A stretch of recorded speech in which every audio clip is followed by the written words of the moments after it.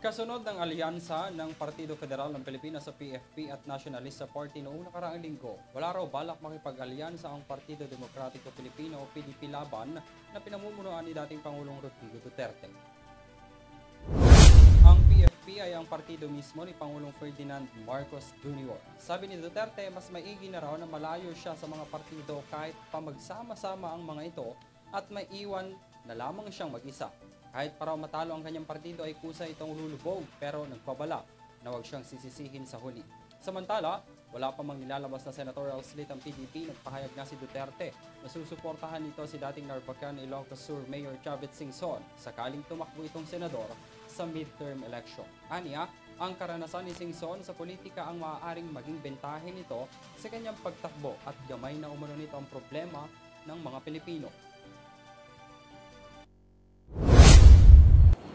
At kung matalo lang man, ako na ang I will sink on my own. Kung matalo ang PDP, ako na ang lulubog mag-isa. So magpaligaya na kayong lahat. So kayong mga Pilipino, tutok na kayo doon sa kanila, wag na sa akin kasi nakabao na ako. Huwag tayong magsisihan. Do not go into a blame game later on. Pag sinabi nyo, ganito, na sabi,